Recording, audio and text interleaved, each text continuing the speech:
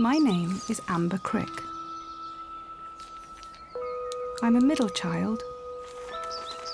I've got two brothers called Bobby and Josh. Our parents taught us to use our imaginations. It turns out we have pretty good imaginations. When we were young, my brother Bobby liked to play Alien Invasion. Josh liked to play Spies.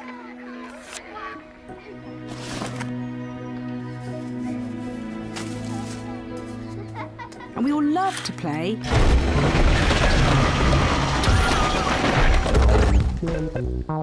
Massive Robot Attack.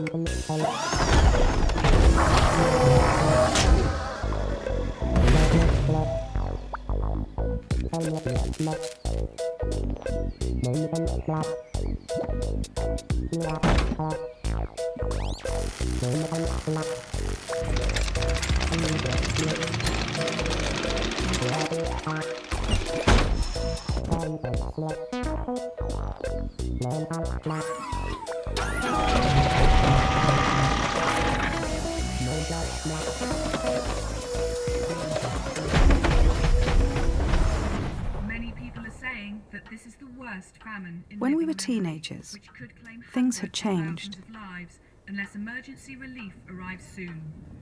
A senior United Bobby, Nations our older official brother, warns that stopped many eating. children are among the most vulnerable, and that conditions were He's 6 devastating. feet tall, but only weighed 7 stone. Across much of East Africa, including I was so angry that I couldn't get through to him. 10 million people now require hundreds of thousands of people have abandoned Bobby their was homes hearing in voices. search of food. Those voices told him he shouldn't eat because children were starving in Africa. He even thought our parents were aliens. The doctors said what was happening to Bobby was called psychosis. I needed to find out what this meant. I was frightened of losing Bobby.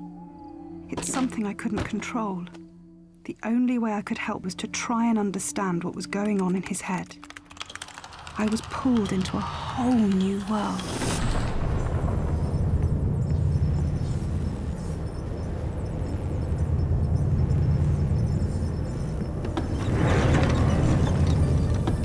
I trawled through a maze of papers and articles, trying to piece things together.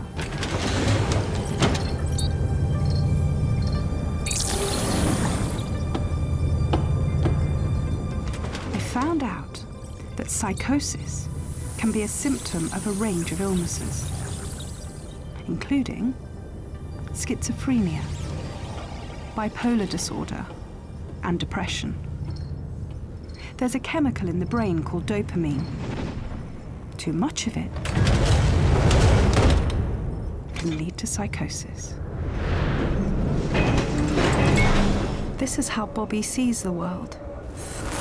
Things around you take on exaggerated or warped meanings. Certain details capture your attention. It could be a look. It could be a headline.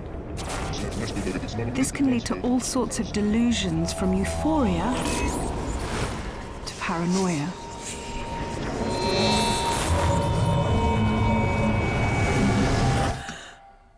I learnt that all the frightening things Bobby experienced felt absolutely real to him. I would never get angry with him again. That was 5 years ago. Bobby's on medication. He has good days and bad.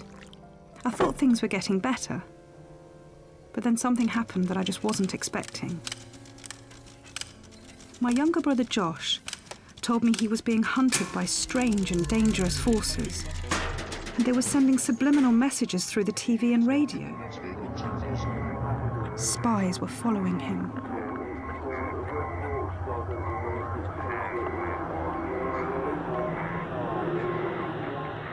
After what I learnt with Bobby, I knew not to fight with Josh.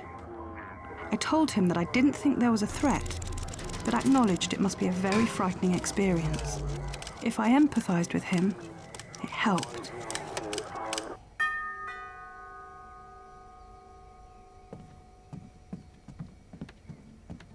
Josh wouldn't speak to our doctor, so I had to go behind his back and ask for help. I didn't want Josh to be taken to a psychiatric hospital, but I didn't want to lose him forever. Josh told me they were taking him away to torture him, but he didn't fight them. I felt sick and guilty. At that moment, I realised why this was so hard. My brothers were like ghosts. When Josh was hospitalised for the 3rd time, I was determined to break the cycle, so I went to see a clinical psychologist. Dr. Raphael told me things that really helped, but she also said we don't know enough about the brain to be precise with the medication. She said mental health issues are 23% of the whole burden on the NHS, but they only get 11% of the funding.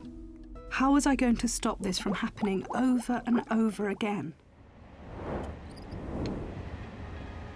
I wished I was young again, so that I could use my imagination to keep us safe.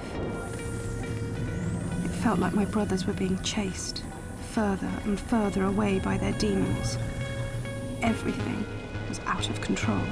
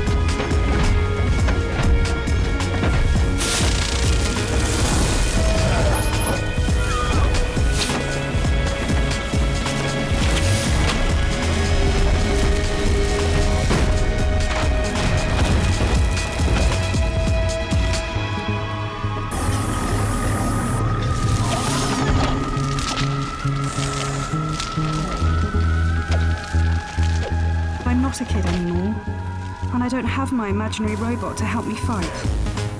My biggest fear was that their paranoias would take them away and I would never get them back. Stop! I realised I had to stop fighting. My fear of the illness meant I'd imagined the worst before it happened.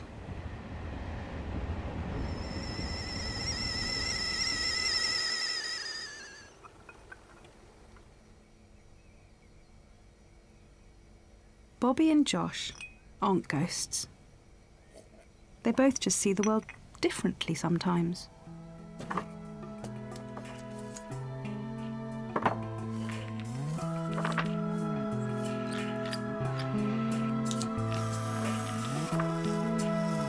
I've learnt that the people we care about can change in unexpected ways.